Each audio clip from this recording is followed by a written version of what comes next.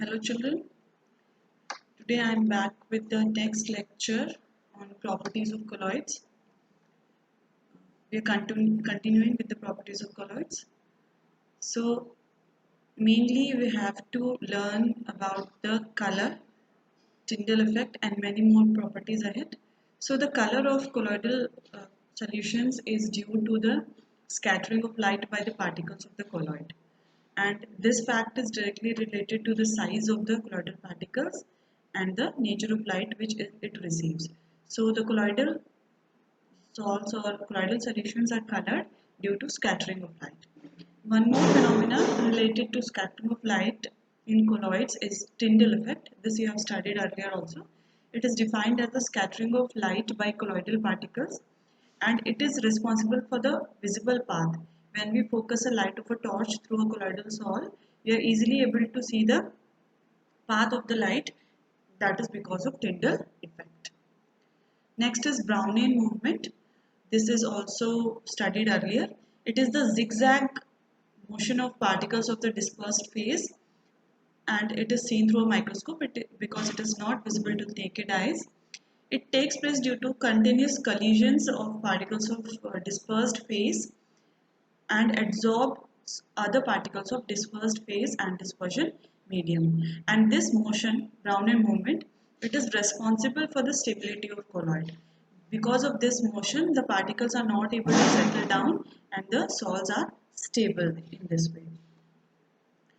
Next is the charge of the colloidal particles. So the colloidal particles, all the colloidal particles have same charge while the particles of the dispersion medium, they have equal but opposite charge. For example, ferric hydroxide sol, the particles are positively charged and the dispersion medium there is negatively charged. The stability of colloidal solution is also due to the presence of similar charge. All the colloidal particles, because they have similar charge, they repel each other and due to this repulsion, due to these repulsive forces, the colloidal particles, they do not settle down or they cannot combine together to settle down. So here there are two types of salts, positively charged salts and negatively charged salts. So this charge is due to the preferential adsorption of the kind of ions over the surface of colloidal particles. If the colloidal particles absorb positive charge over them, then the salt becomes positively charged, and if the colloidal salts absorb negatively charged particles over them, the salt becomes negatively charged. Examples are here. In positively charged salts, ferric hydroxide, aluminium hydroxide,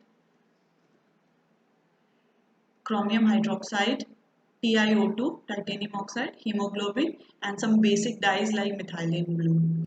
All these salts, they are positively charged because positive charge is adsorbed over its surface. Now negatively charged metal salts like gold salt, silver salt, copper salt, platinum salts, metal sulfides like arsenic sulfide, cadmium sulfide and starch salts, and acidic dyes like Congo red.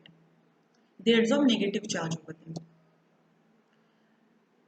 So this preferential adsorption of a particular type of ion over the surface of colloidal particles is responsible for the charge of the colloidal salt. I have given you the example earlier. In ferric hydroxide, Fe3 positive ions are adsorbed. So this salt is positively charged salt.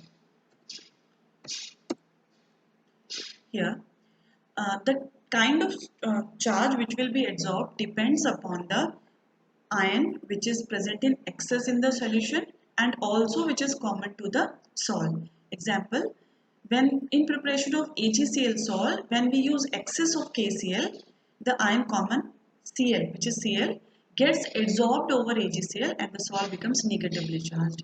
However, if we take AgNO3 in excess in its preparation, Ag plus ion being common gets adsorbed over its surface and then it acquires positive charge. So, presence of the excess amount of one of the reagents having common ion describes a type of charge which will present over the surface of the colloidal particles.